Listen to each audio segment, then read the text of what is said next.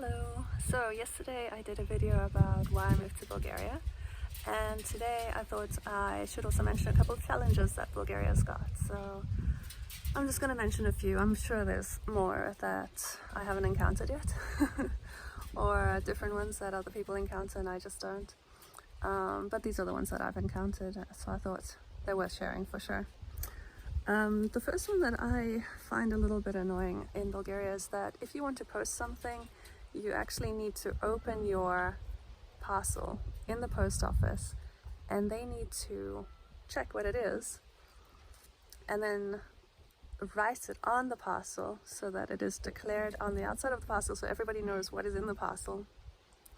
And sometimes they just say, well, we're not going to post this for whatever reason. And I'll give an example. And this is sort of related to what I wanted to do as a job for money.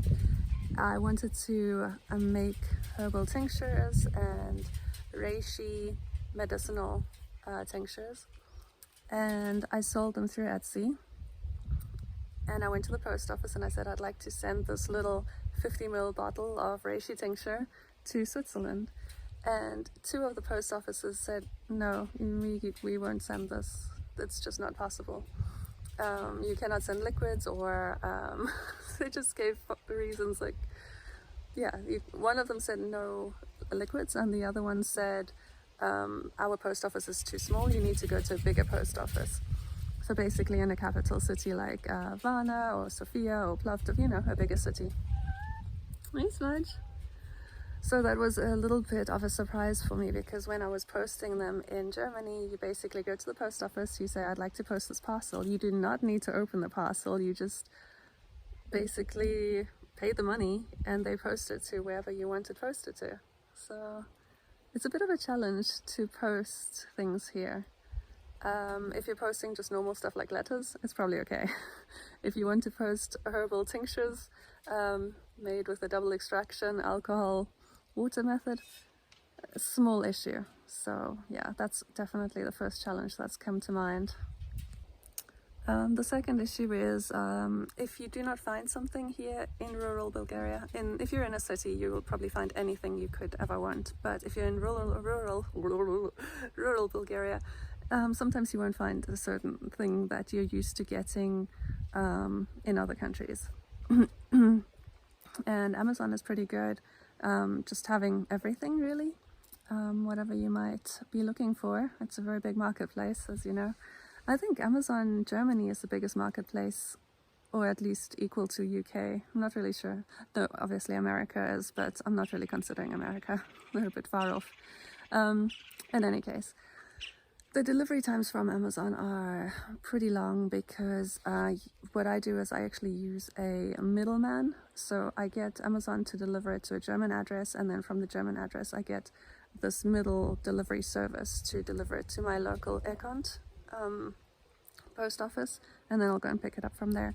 And that actually takes pretty long. So if I order something from Amazon, I will definitely not get it next day like Amazon advertises. I'll get it 2 to 3 weeks later. So that is something to keep in mind if you are thinking about rural Bulgaria but you like certain conveniences, or you need special certain things. Delivery times take quite a while. Okay, another thing is the construction of houses here in rural Bulgaria. I guess in the cities it's different, but in rural Bulgaria the construction of houses is not really that great. You will see some walls are built with stones, and some walls are built with red brick, and some walls are built with mud brick, and some are more stable and sturdy than others. And not all of the houses have, actually very few houses have a cement floor. So when the ground moves, the walls have cracks. So that is definitely something to be aware of. It's a bit of a challenge, because you have to do maintenance on an ongoing basis if you don't want a house full of cracks. Usually it's not too bad, so you just fill in the cracks and it's fine. It's not as if the wall will fall over and the roof will cave in. If there is one wall that is sort of moving quite a lot and the cracks are pretty big, maybe you want to do some cement underpinning outside that wall to make sure it stops moving. So that would be some maintenance that you might want to keep in mind, because yeah, houses out here in the rural area, it's they're just constructed a little bit randomly. Definitely be aware of that. If you like straight walls, you would have to put plasterboard on all of the walls, and that just adds to the cost. I chose not to do that because I don't really value straight walls. I like to have the house a little bit more with character, and yeah, I even kept the wooden doors inside. I think it looks nice. I kept the front door, and the conservatory, I kept that exactly as it is with the wood between the windows, instead of replacing it with PVC windows.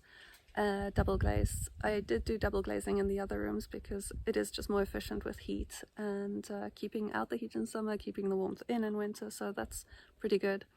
But I like the look of the wooden conservatory, so I opted to keep the single pane original wood frames there, and I'm really happy I did, because in winter obviously I won't be using that room, it's going to be too cold, but in the off seasons like spring and autumn, it's a beautiful room to use, especially doing some sort of garden work, planting up seedlings. Yeah, so I'm pretty happy with that. Okay, and another challenge in Bulgaria is navigating around, finding your way around these places if you don't speak Bulgarian. If you speak Bulgarian, probably no problem. But if you don't,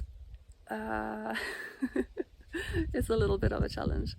And what I've done is basically just put pins on the map in Google. So whenever I find a new place that I think is, okay, that's useful, that's interesting, I might want to come back here, I put a pin on the map, and then I just name it whatever it is, or whatever makes the most sense to me. And then I can navigate my way around it. Sometimes it's useful to translate the English words into Cyrillic letters and then putting that into Google, and sometimes that'll help you find what you're looking for. But most of the time you really just need to drive around and adventure a little bit and see what you find. Also, it helps to talk to people, so that's where the community comes back in, and you can just ask if anybody knows where this or that is, what you're looking for. Okay, so that has been a couple of challenges that I have faced so far. I'm sure there's more. If there's some that you've encountered, please leave a comment. I would love to know about them. And if you found out how to solve that problem or that challenge, then also let me know. That would be very useful. Alright, thank you so much for watching, and if you liked the video, please give it a thumbs up and subscribe if you haven't yet. Bye!